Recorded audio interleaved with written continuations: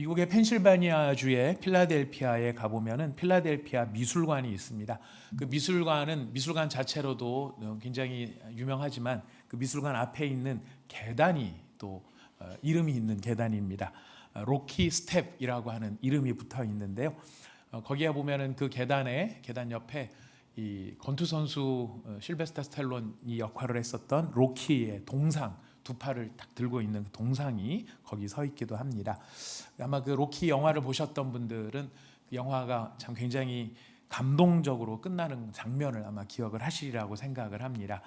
그 여러 가지 인생의 좌절과 또 삶이 풀리지 않았던 로키가 우여곡절 끝에 이제 링 위에 다시 올라서 이제 권투 시합을 하게 됐는데, 하기로 결심했을 때 로키 실베스터 스텔론은 바로 링 위로 올라가서 권투를 하지요. 시합을 바로 합니다. 그렇습니까? 네.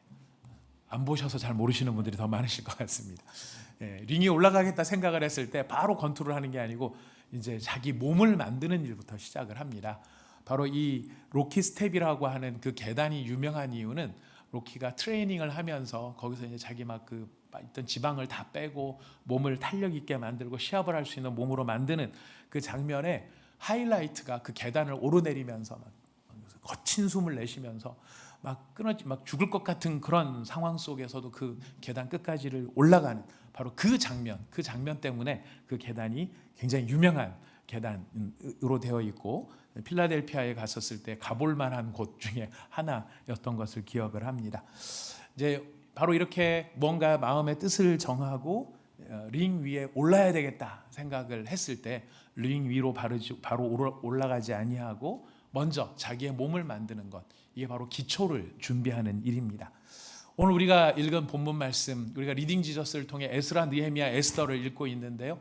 에스라, 느헤미야, 에스더는 사실은 굉장히 가슴 아픈 역사의 순간이지만 또 한편 생각하면 가장 가슴 아픈 순간에 역사하시는 하나님의 놀라운 약속을 지키시는 하나님, 불가능 가운데서도 그 약속하신 대로 회복시키시는 하나님의 역사가 에스라, 느헤미야, 에스더에 담겨 있습니다.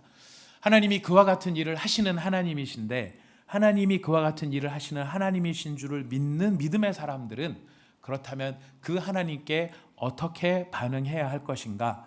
특별히 우리의 그 예루살렘 성이 무너진 것처럼 우리의 신앙이나 삶이 무너진 자리에 있었다고 했었을 때 그 무너진 상황을 어떻게 우리가 다시 일으켜 세울 것인가에 너무나 중요한 말씀을 오늘 느헤미야서를 통하여 우리에게 주시는 것입니다. 여러분, 우리가 느헤미야서를 이해하기 위해서는 굉장히 느헤미야서의 핵심적 우리가 구절 하나를 읽을 필요가 있는데요. 느헤미야 2장 11절 12절 말씀입니다. 저희가 수요 예배 때에 살펴본 말씀이기도 한데요. 우리 느헤미야 2장 11절과 12절을 한 목소리로 읽어보겠습니다. 시작. 내가 예루살렘에 이르러 머무른 지 사흘 만에 내 하나님께서 예루살렘을 위해 무엇을 할 것인지 내 마음에 주신 것을 내가 아무에게도 말하지 아니하고 밤에 일어나 몇몇 사람과 함께 나갈새 내가 탄 짐승 외에는 다른 짐승이 없더라. 느헤미야 전체에 있어서 느헤미야가 하는 모든 행동을 이해할 수 있게 해주는 말이 12절 내 하나님께서 예루살렘을 위해 무엇을 할 것인지 내 마음에 주신 것, 이것입니다. 느헤미야가 꿈을 꾸고 느헤미야가 바라고 느헤미야가 계획한 게 아니라 하나님께서 예루살렘을 위해 무언가를 하려고 하시는데 무엇을 하려고 하시는지를 누구에게 알려주신 거죠? 느헤미야에게 알려주신 것입니다. 느헤미야에게 알려주신 것은 하나님이 이런 일을 할 것이라는 것을 알려주심으로 느헤미야에게 순종하기를 원하신 것이죠. 요구하신 것이죠. 내가 너를 통해서 이와 같은 일을 하겠다라고 하는 바로 그런 깨달음을 주신 것입니다. 하나님께서 느헤미야를 통해 하시고자 하시는 것, 여러분 바로 이것이 성경이 말하는 사명, 특별히 느헤미야의 사명입니다. 사명이라고 하는 것은 내가 꿈꾸고 내가 바라는 것이 아니고요. 하나님께서 하시고자 하시는 그 일을 내게 알게 하시는 것. 왜 알게 하실까요? 하나님의 계획이 이렇게 원대한 거야. 그걸 알려주시려고 알려주시는 걸까요? 하나님이 이런 일을 하려고 하니 알려주시는 이유는 그 알려주신 사람한테 그 일에 순종하라고 알려주시는 것이고, 그것이 바로 소명이죠. 부르시는 것입니다. 하나님께서 느헤미야를 통해 하시고자 하시는 것, 그것은 우리가 두 글자로 재건이라고 말할 수 있습니다. 재건, 다시 세우는 것입니다. 하나님께서 예루살렘에게 하시고자 하시는 일이 다시 세우는 것인데요, 그 다시 세우는 일을 위해 느헤미야를 부르셨고, 느헤미야를 통해 다시 세우시는 일을 이루십니다. 우리는 느헤미야서에 다시 세우는 일을 잘 기억하고 있습니다. 느헤미야가 많은 고생 끝에 성벽을 다시 세운 것을 우리는 알고 있습니다. 그러나 성벽만을 세운 것이 아닙니다. 느헤미야서 전체를 보면 하나님은 느헤미야를 통해서 두 가지를 다시 세우십니다. 첫 번째는 예루살렘에 무너진 성벽을 세우신 것이고요, 두 번째는 이스라엘의 무너진 언약을 다시 세우십니다. 그래서 느헤미야서는 두 가지 이야기로 나누어집니다. 1장에서 7장까지는 성벽을 재건하는 일이고, 8장부터 나머지 장은 언약을 재건하는 일입니다. 우리는 이 성벽 재건이 어떻게 이루어졌는지를 알고 있습니다. 예루살렘으로부터 온 소식을 듣고 느헤미야가 통곡으로 기도합니다. 한 사람의 눈물 어린 진실한 기도가 한 나라의, 무너진 한 나라를 다시 일으켜 세우는 역사를 만드는 씨앗으로 작용을 합니다. 느헤미야 2장은 1장에 대한 하나님의 응답이었습니다. 느헤미야의 기도에 대한 하나님의 응답이었고, 그 응답의 결론은 나를 보내소서라고 하는 것으로 끝이 납니다. 무너진 성벽을 재건하기 위해 느헤미야는 귀환을 하게 됩니다. 그리고 그 성을 지어야 되는데, 여러분, 그 성은 불탄 성입니다. 무너져 내린 성벽에 불타버린 성문으로 지금 거기는 사람이 편안하게 살 수 없는 여건입니다. 우리는 최근에 벌어지고 있는, 지금 500일 가까이 되고 있는 러시아와 우크라이나의 전쟁을 통해서 상당히 많은 부분 전쟁 속에 있는 도시가 어떻게 되는가를 본의 아니게 보고 있는 중입니다. 미사일을 맞고 대포를 맞고 쓰러진, 무너져 내리는 건물들, 거기에는 물도 구할 수 없고 식량도 구하기 힘들고, 요즘 같으면 전기가 반드시 필요한 시대인데 전기도 구하기 힘든 그런 무너져 내린 도시들을 우리는 어렵지 않게 보게 됩니다. 예루살렘이 바로 그와 같은 처지에 있었던 것이죠. 그러니 사람 살기도 쉽지 않기 때문에 많은 사람이 거주를 하지 않습니다. 그 작은 사람을 가지고 성벽을 지어야 하는데, 그냥 가만히 내버려만 둬도 힘든 그 상황에 외부로부터 오는 대적자들의 어려움이 있었고요, 내부로부터 발생한 어려움도 있었습니다. 공동체가 고난을 당하는 중에도 자기 생각만 하며 자기 이익에만 집착하는 사람들이 이 성을 짓는데 어려움을 끼치고 있었습니다.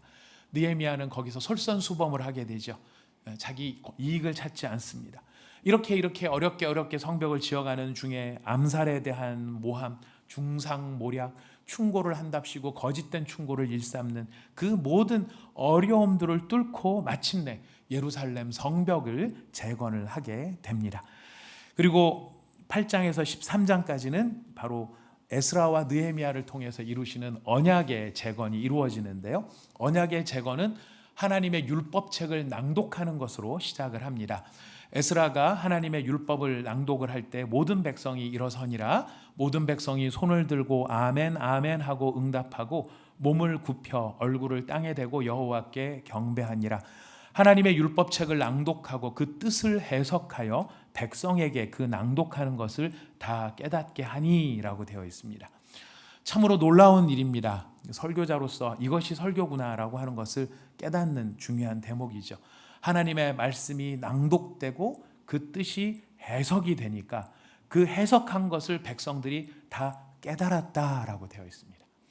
하나님의 말씀이 들리고 그 말씀이 이해되고 그 말씀이 깨달아지는 일이 일어났습니다. 일어나니까 어떤 반응이 나타납니까? 백성이 율법의 말씀을 듣고 다 우는지라. 그 말씀을 듣고 마음이 감동이 되어 말씀에 찔림이 되어 울기 시작합니다. 이때 에스라가 유명한 말씀을 선포하지요. 여호와로 인하여 기뻐하는 것이 너희의 힘이다. 여호와로 인하여 기뻐하는 것이 너희의 힘이다. 그러니 오늘은 성일이니까 울지 말고 근심하지 말라. 그리고 그때로부터 시작해서 일주일간 오로지 하나님의 말씀만을 듣는 부흥회의 시간이 펼쳐지는 것입니다. 그 부흥회를 통해서 하나님의 말씀이 들리기 시작하고 그 말씀이 깨달아지기 시작했을 때 나타나는 반응, 자발적인 반응, 그것이 무엇이었냐면 언약의 갱신이었다는 것입니다. 언약의 갱신 그러면은 참 무슨 말인지는 알겠는데 정확하지는 않아요. 그러니까 정확하게 한 번에 팍 들어오지가 않습니다. 이 어려운 말이 아닙니다. 딴 게 아니라 이겁니다. 하나님의 말씀을 듣고 그 말씀을 깨달게 되었습니다. 이제 이 말씀을 제가 깨달았기 때문에 하나님 앞에 약속합니다. 하나님, 이제부터는 제가 이렇게 살겠습니다. 하나님 앞에서 제가 이제부터는 이런 식으로 살겠습니다. 이걸 약속하는 것이 언약의 갱신인 거예요. 약속을 하는데 하나님 앞에 내가 이런 삶을 살겠습니다라고 스스로 다짐하고 그 약속을 그 다짐을 지켜나가는 것, 이게 바로 언약의 갱신인데요. 바로 이 언약을 다시 세우는 일이 무엇으로 시작되었습니까? 바로 하나님의 말씀이 선포되는 것으로 시작이 된 것입니다. 그래서 우리가 읽은 본문 말씀의 32절부터 38절까지가 언약을 다시 세우는 일이었습니다. 그리고 뒤에 사람의 이름이 쭉 나옵니다. 우리 성경을 읽을 때 통독에 극히 우리를 마음을 단련시키는 대목이 사람 이름들이죠. 사람 이름들. 레위 제사기하고 여기 사람 이름입니다. 근데 여러분, 이 사람 이름이 여기 왜 나올까요? 서명한 사람들입니다. 약속을 지키겠습니다. 이 약속을 우리가 지키겠습니다. 한 사람의 약속이 아니고 약속을 지키겠습니다 하고 공동체가 다 일일이 개인 서명을 받은 거예요. 그건 모두가 은혜를 받았다는 것이죠. 강제로 한 것이 아니고 다 서명을 한 겁니다. 그리고 그 다음에 12장에 무슨 일이 벌어지느냐 하면은 예루살렘 성벽을 봉헌하는 일이 일어납니다. 여러분, 이 느헤미야서는요, 어떤 그냥 단순하게 일어났던 사건들을 병렬적으로 쭉 늘어놓는 게 아닙니다. 이 이야기 하나가 연결고리를 가지고 있고 왜 이런 식의 행동을 하고 있는가의 의미를 거기에 이미 내포를 하고 있죠. 예루살렘 성벽은 1장에서 7장에 이미 완공이 되었습니다. 완공이 되었으면 바로 뭐를 하면 되죠? 봉헌을 하면 돼요. 근데 완공을 이미 했음에도 불구하고 봉헌식을 바로 하지 않습니다. 왜 그럴까요? 왜 그럴까요? 순서를 보시면 압니다. 성벽이 재건되었지만 봉헌되기 위해서는 또 하나의 스텝이 필요했습니다. 언약이 세워져야 했던 것입니다. 성벽이 세워졌지만 성벽이 세워졌다고 봉헌을 하는 것이 아니라 성벽이 다시 세워지고 난 다음에 그 성벽 안에서 살아야 될 사람들이 하나님을 향한 언약을 바르게 했을 때 비로소 그때 그 성벽을 봉헌을 한 것입니다. 성벽이 봉헌되고 난 다음에 13장에 성전이 정화가 됩니다. 예루살렘 성이 불탈 수밖에 없었던 것은 원래 있었던 언약을 지키지 않고 불충성한 이스라엘의 죄 때문이었습니다. 그런데 이 성벽을 다시 짓는다는 것은 이스라엘의 모든 죄가 용서가 되었고 하나님과 화해가 이루어졌다. 그래서 하나님과 이스라엘의 관계가 정상화되었다. 이걸 눈으로 보여주는 것이 성전이 다시 제사를 드리고 재기능을 하는 모습으로 입증이 되는 것이죠. 그러니까 순서가 있는 겁니다. 성벽의 재건, 다음에 언약의 재건, 그 다음에 성벽의 정화, 성벽의 봉헌, 그리고 성전의 정화. 이렇게 느헤미야서가 진행이 되고 있는 것이죠. 자, 여기에 두 가지 중요한 큰 메시지, 느헤미야서 전체를 통해서 좀 두 가지 메시지를 듣기를 원합니다. 첫 번째는 하나님과의 관계가 깨어졌거나 아니면은 그 믿음이 연약해졌거나 하나님을 떠났던 사람들이거나 하나님과 관계가 서먹서먹한 사람들이 다시금 그 신앙을 회복하기 위해서 우리에게 두 가지가 반드시 세워져야 된다는 사실을 먼저 가르쳐 주십니다. 두 가지가 먼저 세워진다는 것, 여러분 들으셨죠? 첫 번째는 성벽을 세우고 두 번째는 언약을 세워야 하는 것입니다. 왜 그럴까요? 성벽은 우리가 예를 들자면 그렇습니다. 신앙의 하드웨어와 같은 것입니다. 하드웨어와 같은 것이고 언약은 신앙의 소프트웨어와도 같은 것입니다. 훌륭한 하드웨어도 필요하지만은 그 하드웨어 안에 장착되어서 돌아가야 될 소프트웨어가 갖춰지지 않으면은 아무리 좋은 하드웨어라도 쓸모가 없는 것이죠. 하지만 몇백만 원짜리, 몇천만 원짜리 탁월한 기능을 발휘하는 소프트웨어가 있다 할지라도 하드웨어가 받쳐주지 않으면 그 소프트웨어가 굴러갈 수가 없는 것입니다. 그런 면에서 성벽은 하드웨어라고 말할 수 있고 언약은 소프트웨어라고 말할 수 있습니다. 이거를 달리 우리가 흔히 하는 말로 하면 성벽은 형식과 같은 것이고 언약은 내용과 같은 것이다. 형식과 내용, 형식과 내용. 이렇게 봤을 때 형식과 성벽은 형식이고 언약은 내용과도 같다라고 말할 수 있습니다. 하나님께서 아브라함을 부르셔서 언약을 세우셨을 때부터 모든 언약에는 땅과 자손에 대한 언약이 있었다는 것을 여러분 기억하실 겁니다. 내가 너에게 이 땅을 주리라, 너의 자손을 하늘의 이 모래와 같이 많게 할 것이다. 땅과 자손을 주셨어요. 그것만 주셨습니까? 아닙니다. 더 중요한 그것과 따라오는 게 있습니다. 내가 너희의 하나님이 되고 너희는 내 백성이 되리라 하는 관계가 거기에 담겨 있습니다. 땅과 자손 그리고 관계, 이것이 하나는 형식이 될 수 있고 하나는 내용이 될 수 있는데, 땅과 자손은 하나님과 이스라엘 백성의 관계를 담아내는 형식이 되는 것이고요, 하나님과 이스라엘 백성의 관계는 땅과 자손 안에 담겨 있어야 될 중요한 내용이 되는 것입니다. 여러분, 형식이 중요합니까? 내용이 중요합니까? 그렇죠. 우리가 내용이 되게 중요한 것으로 듣고 있습니다. 반응해 주신 분들께 복이 있기를 바라겠습니다. 우리는 형식적이라는 말을 굉장히 싫어합니다. 왜냐하면 형식적이라는 말 잘 들으셔야 됩니다. 형식적이라는 말을 싫어하는 것이지 형식을 싫어하는 것은 아닙니다.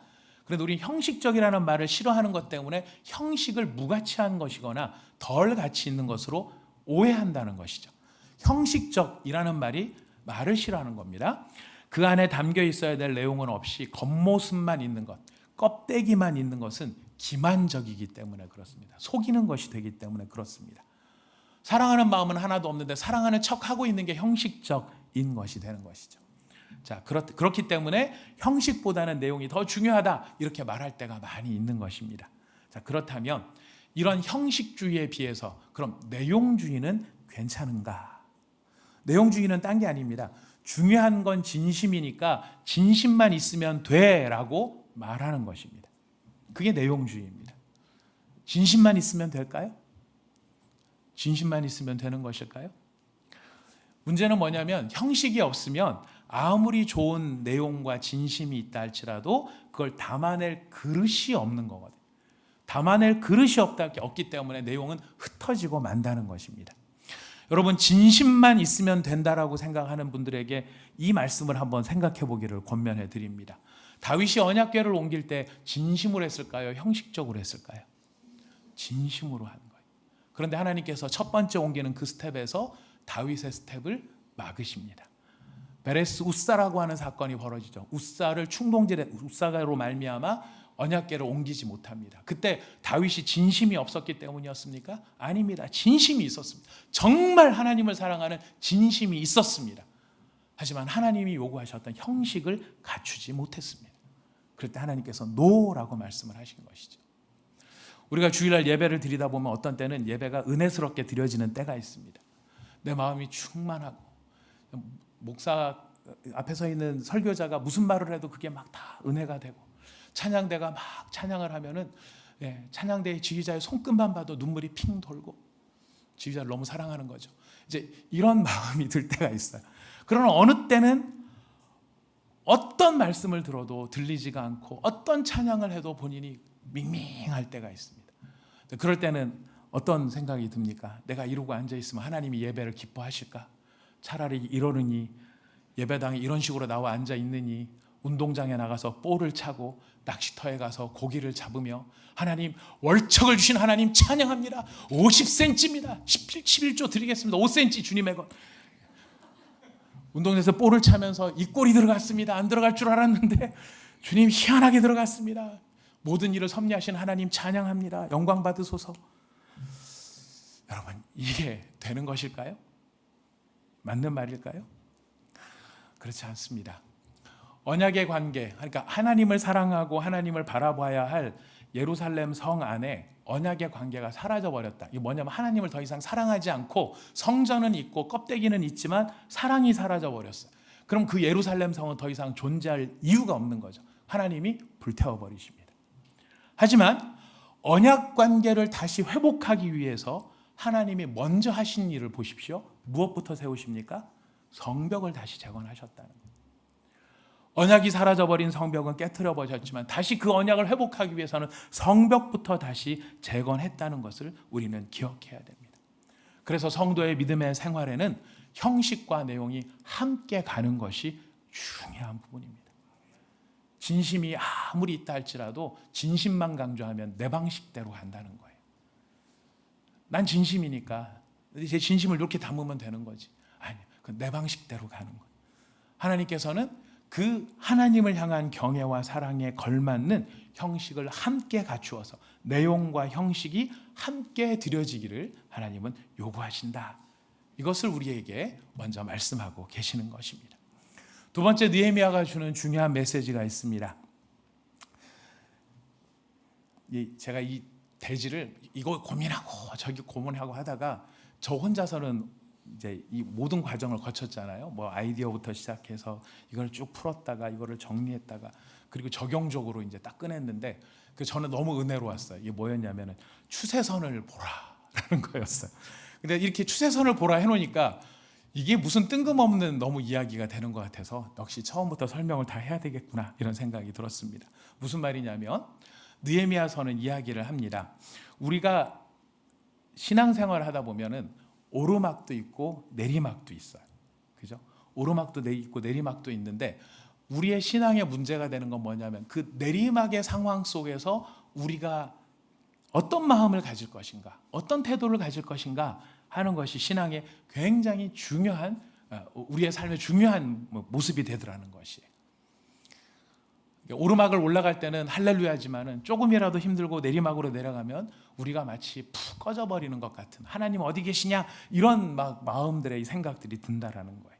근데 여러분, 신앙은 그렇게 오르막 내리막이라는 관점에서도 볼 수 있지만은 중요한 것은 우리 경제를 보는 것하고도 비슷한데, 여러분 저도 학교 다닐 때 이제 경제학 이런 걸 배우면 자본주의는 결국 큰 틀이 어디로 갑니까? 우상향으로 가는 거죠. 우상향. 시간이 지날수록 위로 올라가는 것이 자본주의 사회가 유지되기 위한 가장 큰 틀입니다. 근데 그 우상향으로 간다 그랬을 때 우상향이 직진으로 가느냐? 직진으로 가지 않죠.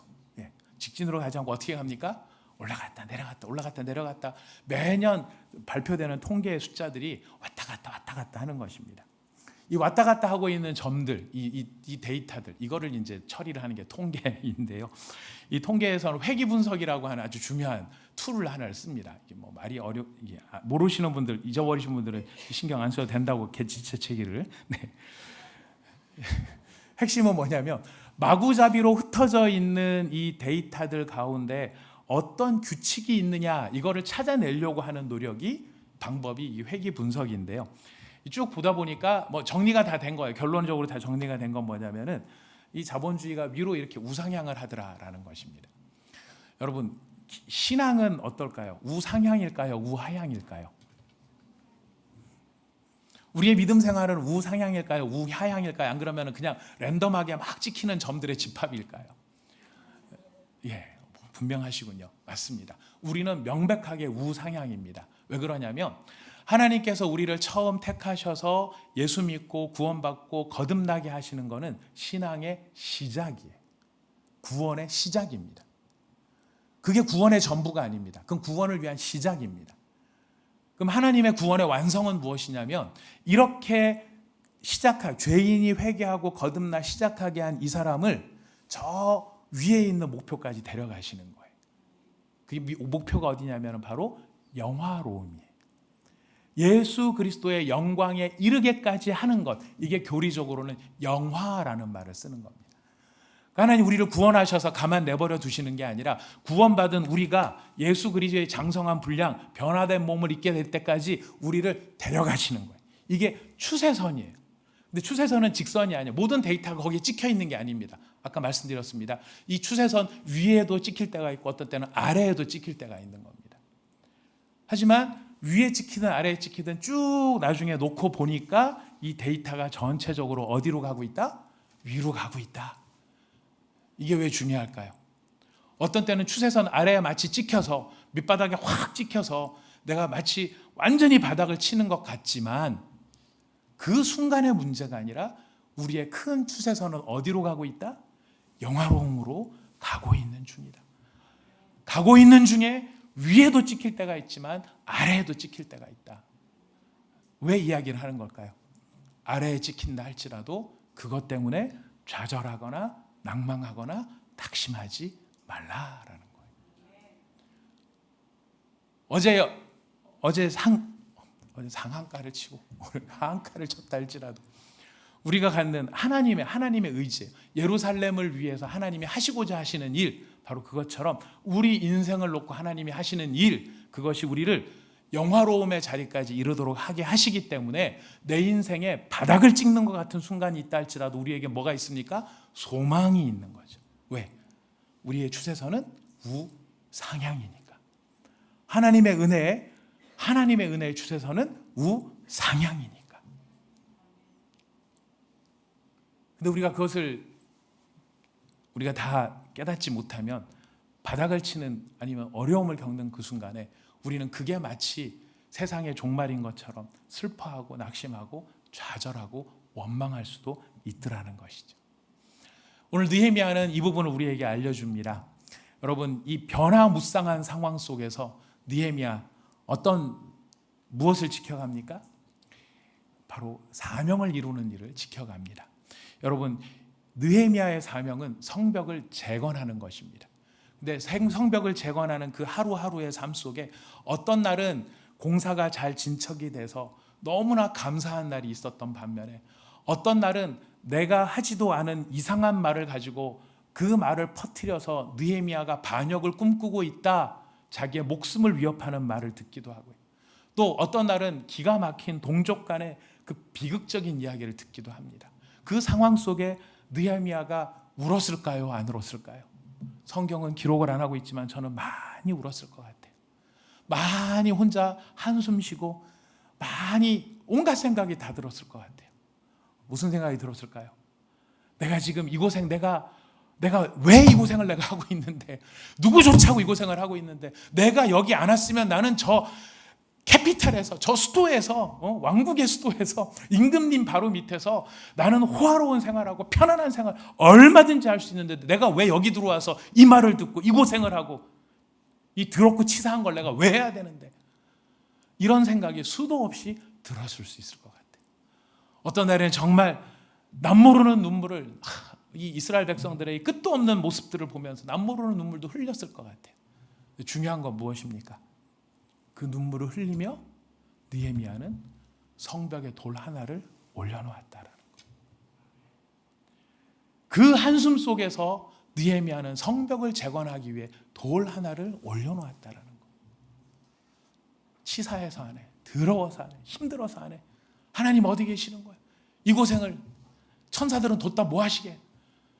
걔네들이 오면 한 방에 다 끝날 텐데. 이런 억울한 소리들을 할 법한데, 여러분, 느헤미야는 눈물을 흘리며 그 성벽에 돌 하나를 올려놓았다는 것. 이게 무엇입니까? 사명을 이루어가고 있었다라는 거예요. 여러분, 우리가 지난주에 이정빈 장로님의 간증을 들었습니다. 우리가 이정빈 장로님 간증을 들으면서 사실 그 분량이 긴 것 때문에 우리가 조금 힘든 건 솔직히 사실이었습니다. 생각보다 많이 길어서 좀 힘든 건 사실이었지만, 이정빈 장로님의 그 간증 속에 담겨 있는 내용은 사실 굉장히 중요한 메시지를 우리에게 사실 던져주고 가셨죠. 제가 이 장로님의 간증을 먼저 들었던 사람으로 이 설교 제목, 간증의 제목이 헌금의 힘이라고 해서 왔을 때 사실 저는 솔직히 조금 당황을 했습니다. 헌금으로 강조를 하면 사람들이 이게 뭐 메시지를 듣기 전에 자꾸 돈이랑 연결지어서 생각하지 않을까? 사실 이런 조금 염려가 있었습니다. 말씀을 쭉 듣다 보니 제가 너무나 정리가 잘 됐습니다. 그건 뭐냐면 헌금의 힘, 여러분 다 들으셨죠? 똑같이 들었죠? 헌금의 힘은 무슨 힘입니까? 돈의 힘이 아니라 감사의 힘이라는 거예요. 돈을 드렸더니 하나님이 돈으로 갚아주시더라. 그래서 돈을 더 많이 드렸더니 하나님이 더 많이 주시더라. 돈의 힘을 이야기하는 게 아니었어요. 감사의 힘을 이야기한 거였어요. 감사의 힘을 이야기한 거였어요. 장로님이 그 감사를 표현한 이유가 무엇입니까? 하나님을 사랑하기 때문이었죠. 사랑하기 때문에. 여러분, 사랑을 하게 되면 증상이 이렇게 나타납니다. 주는 게 기뻐요. 사랑의 증상은요, 드림이 기쁨이 되는 거예요. 드리고도 더 드리고 싶은 거예요. 이걸 말하고 싶었던 거거든요. 그래서 하나님을 더 사랑하기를 원합니다. 하나님을 더 경험하기를 원합니다. 하나님을 향한 그 사랑의 기쁨이 제 안에 더 충만하기를 원합니다. 이 삶을 경험해 온 거를 이야기를 한 거예요. 근데 이 이야기를 우리가 이정빈 장로님 말씀만 딱 들으면은 이게 약간 뭐라 그럴까? 결국은 연봉 많이 받는다는 거잖아.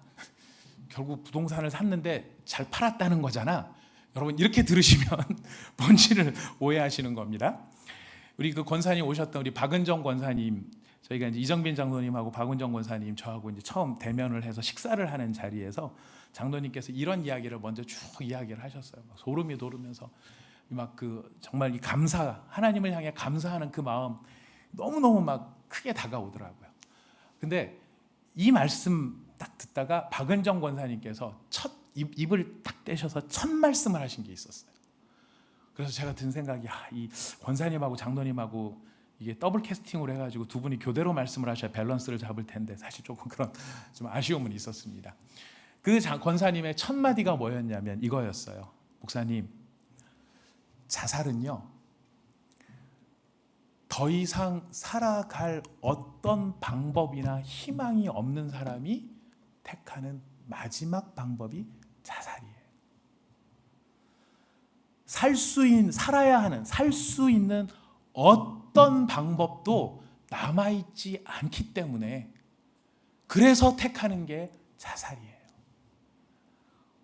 장로님하고 저하고 20년 동안 이 빚을 갚아오는 이 세월 동안 수많은 날들, 수많은 시간에 우리는 죽는 것 외에는 다른 방법이 없는 시간들을 무수하게 지나왔습니다.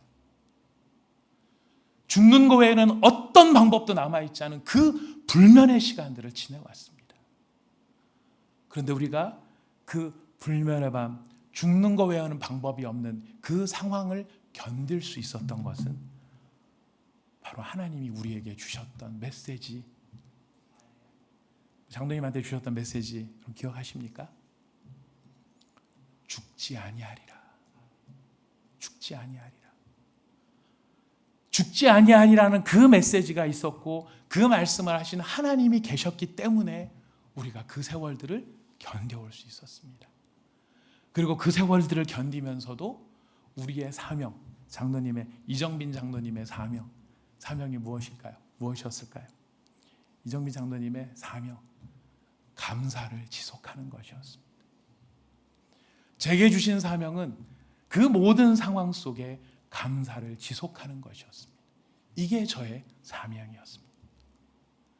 그게 사명이니까 죽는 거에는 방법이 없는, 내일 전화가 와서 하여튼 온갖 여러분 그 당하는 거 아시죠? 빚진 사람들이 당하는 그 모진 이야기들을 하루라도 당하지 않고 지나간 날이 없는데 그 상황들 속에 그냥 확 죽어버리면 다 끝날 것 같은 그 상황 속에 죽지 아니하리라. 그 말씀하신 하나님 감사합니다. 바로 그것이 이정빈 장로님에게는 사명을 이루는 일이었고 사명을 지키는 일이었고 그래서 그 사명을 가지고 하나님을 사랑하는 것을 더 배우는 자리, 바로 그것이 바로 사명자의 모습인 것이죠. 우리 예수 그리스도께는 어떤 사명을 가지셨습니까? 아버지가 사랑하시는 인간을 구원하시는 사명을 가지셨죠. 그래서 병자를 고치는 오르막도 있었지만 바리새인들한테 쥐어 뜯기는 내리막도 있었습니다. 처절하기로는 가장 사랑하는 수제자가 자신을 냉정한 눈으로 쳐다보면서 그 밤에 장작불 넘어 자기를 쳐다보면서 저런 죽일 놈은 내가 모른다 라고 하는 저주를 퍼붓는 이야기까지 듣는 거였습니다. 그 상황 속에 예수님이 그것을 견디신 이유는 자기의 사명, 내가 이 눈물을 흘리는 자리를 가더라도 십자가의 길을 가야 된다, 이것이 사명이었기 때문이었습니다. 여러분, 사명은 이렇게 엄청나고 큰 일만 사명이 아닙니다. 성경에 보면은 이것만을 사명이라고 말하지 않아요. 여러분, 우리가 잘 아는 룻이 있습니다. 룻의 사명은 무엇이었을까요? 시어머니의 곁을 지키는 거였어요. 예루살렘 성을 짓는 것도 아니고 성벽을 재건하는 것도 아니고 성전을 짓는 것도 아니에요. 이 룻이 견뎌냈어야 돼. 룻이 스스로에게 룻이 그 모든 관계 안에서 나오미를 가까이 하고 룻이 고백을 하죠.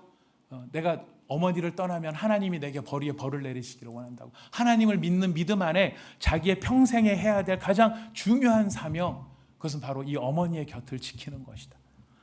곁을 지키려고 밭에 나가 떨어진 이삭을 줍고 그 이삭을 한 호흡 요만한 소주잔 같은 데 모아서 그걸로 한 끼 식사를 같이 하며 그렇게 버텨나가는, 그것이 룻이 사명을 지키기 위해서 했었던 일이라는 것이.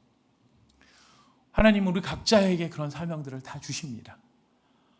우리 각자가 하나님께서 하시고자 하시는 일을 위해 우리를 부르셨고 우리에게 사명을 주시는 것이죠. 어떤 사람에게는 깨어진 가정을 버티면서 지켜내는 것이 사명일 수도 있고, 어떤 사람에게는 정말 어떻게 해도 돌아오지 않을 자식을 견뎌내는 것이 사명일 수도 있습니다. 어떤 사람에게는 자기에게 주신 사업장이 사명일 수도 있고, 어떤 사람에게는 선교의 현장이 사명이 될 수도 있습니다.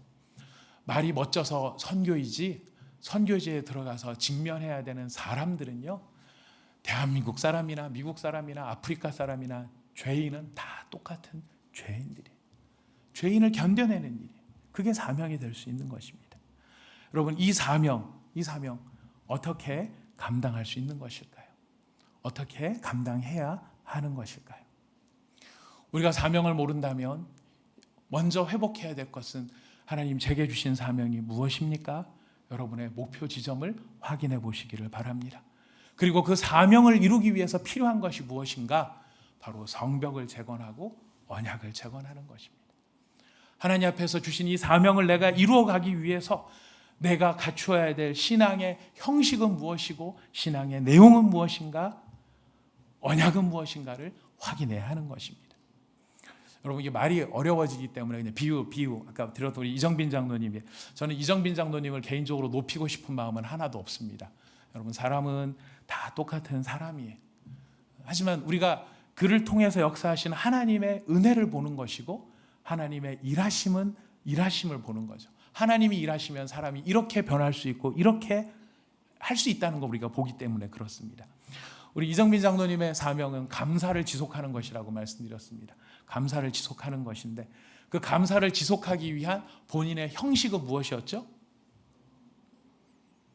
형식은 일주일치의 담뱃값을 모아 드리는 것이었어요. 감사를 표현하는데 무엇으로 감사할 것인가? 본인이 빚이 많고 어쨌든 먹고 살아야 되는 삶은 똑같은 거니까 그 똑같은 삶의 현장에서 내가 담뱃값으로 시작을 해보겠다. 500원으로 시작을 한 그것이 이분의 감사의 성벽이었죠. 자기의 신앙의 형식이었습니다. 그 형식을 지켜나갈 때 그걸 버틸 수 있게 해준 내용은 무엇이었습니까? 죽지 아니하리라. 죽지 아니하리라. 여러분, 이건 이정빈 장로님만 이런 것을 가지고 계시는 건 아니죠. 저도 마찬가지입니다. 저에게도 사명이 있습니다. 저의 사명 무엇일까요? 비전 12,300. 진지한 겁니다, 여러분. 네, 웃으면서 말씀드립니다. 너무 진지하면 제가 죽을까 봐 웃으면서 말씀을 드리는데 비전 12,300 해야 됩니다. 전 그 길을 가야 됩니다. 그런데 그 길을 가기 위해서 제게 주신 하나님의 언약의 약속이 있어요. 성경에 나오는 모든 약속들을 기초로 해서 우리가 개인적으로 하나님께서 주시는 또 감동이 있지 않습니까? 하나님께서 제게 주셨던 감동, 이정빈 장로님께는 죽지 아니하리라 이 말씀을 주셨다면 저는 어느 시점인가 어느 순간인가 저의 마음속에 음성으로 들리거나 그런 건 아니에요. 막 귀에 막 큰 소리로 확 들린 건 아니지만 제 마음속에 선명하게 주셨던 깨달음, 은혜의 샘이 마르겠느냐, 은혜의 샘이 마르겠느냐. 저에게 주셨던 약속의 말씀이요. 어떤 때마다 힘들 때마다 꺼내서 마치 소중한 이렇게 무슨 보석 꺼내서 이렇게 보는 것처럼 제 마음에 다시 꺼내서 듣고 다시 듣고 다시 확인하는 것. 은혜의 샘이 마르겠느냐? 은혜의 샘이 마르겠느냐? 그 은혜의 샘이 마르지 않는다라고 하는 그 내용을 지켜나가기 위해서 제가 하고 있는 저의 성벽은 관상기도와 성경 통독입니다. 관상기도라는 거는 이렇게 관상을 이렇게 보면서 얼굴 잘생겼네 이게 아니고요. 관상기도의 뜻은 무엇이냐면 하나님 앞에 나가 하나님께 집중하는 기도예요. 그러니까 이제 우리가 기도하면은 하나님 앞에 이것을 우리가 여러 가지 원할 수가 있습니다. 다 그걸 원할 수가 있는데 뭐 병을 낫게 해주십시오, 누구를 고쳐주십시오, 이게 다 있지만 이게 아니라 관상기도는 뭐냐면 하나님 자체를 구하는 거예요. 하나님 자신을 구하는 것입니다. 하나님 자신을 즐거워하려는 것입니다. 그래서 하나님의 임재를 원하고 하나님의 임재를 사모하는 마음으로 하나님을 구하며 드리는 기도의 시간이 관상기도. 아마 우리 지금 제자반 하시는 분들은 다 들어보신 내용이 될 것입니다. 그리고 제가 하는 두 번째 저의 성벽은 성경 통독입니다. 성경 통독을 하는 이유는 다른 것이 아닙니다. 리딩 지저스를 하니까 담임 목사로서 끝까지 가야 되니까 성도들을 데리고 가야 되니까가 아닙니다. 설교를 하기 위해 성경을 읽는 게 아니라 제가 이 말씀을 통해 살아계신 하나님을 체험하고 그 말씀을 경험하기 위해 저는 성경을 통독을 합니다. 왜냐하면 이 말씀이 저를 살리는 말씀이 되기 때문에 그렇습니다. 사랑하는 여러분, 이것이 저만의 이야기가 분명히 아닐 것입니다. 여러분이 말씀을 하지 않으셔서 그렇지 여기 앉아 계신 분들마다 다 하나님께서 주신, 우리 각자에게 주신 언약들이 있으실 거예요. 약속이 있으실 거예요. 혹시 그 약속을 확증하지 못하셨다면 제가 오늘 이 말씀을 빌어서, 하나님의 말씀을 빌어서 여러분에게 복을 빕니다. 하나님께서 그 마음에 선명한 우리의 삶을 위한 약속을 주시기를 축복합니다. 그리고 그 언약의 말씀을 붙들고 그것을 내가 지켜나갈 수 있는 형식을 우리가 만들어야 됩니다. 어떤 사람은 그것이 경건의 시간이 될 수도 있어요. 매일 아침 일어나서 무조건 30분은 내가 하나님 앞에 서겠다. 나중에는 몸이 건조하고 이게 뭐 하는 짓이야, 차라리 이럴 바에는 그냥 푹 자고 밤에 와서 할까? 온갖 생각이 다 들지 몰라요. 그러나 그 여러 가지 시험에도 불구하고 아침에 딱 일어나 또 하루 종일 지내다 보면 속상한 일이 있음에도 불구하고 기억하십시오. 느헤미야는 눈물을 흘리면서 뭐를 했다고요? 돌 하나를 올려놨다고요. 그게 우리를 지키는 형식이 될 수 있는 거예요. 속상하더라도 속상하기 때문에 포기하는 게 아니라 답답하고 속상하기 때문에 그 형식을 지킬 수 있는 것. 여러분, 그것이 우리로 하여금 사명을 이루어가게 만들 것입니다. 말씀을 정리하겠습니다. 사랑하는 여러분, 시간은 흘러가는 것이 아닙니다. 많은 사람들이 시간이 흘러간다고 생각하고 저도 그렇게 생각을 했습니다. 하지만 깨닫고 보니 시간은 흘러가는 것이 아니고 시간은 채워가는 것입니다. 우리가 한번 경험한 것들은 돌이킬 수 없고 지나간 시간들은 변경할 수 없습니다. 그래서 그 시간에 이루어졌던 그 일들은 그 시간에 채워 넣은 일들이더라고요. 우리가 그 시간 안에 무엇을 채울 것인가? 하나님께서 우리를 부르시고 우리를 택하셔서 하나님의 백성 되게 하시고 이 삶을 살아가게 하실 때에 그 시간 속에, 하나님의 백성으로 허락된 그 시간 속에 무엇을 채울 것인가? 여러분, 하나님의 사랑을 채우시기를 바랍니다. 하나님을 향한 우리의 사명을 채우시기를 바랍니다. 그리고 그 사명을 이루어 가기 위하여 여러분 성벽과 언약을 재건하시기를 바랍니다. 여기에 우리의 살 길이 있고 우리의 삶의 길이 열리는 것입니다.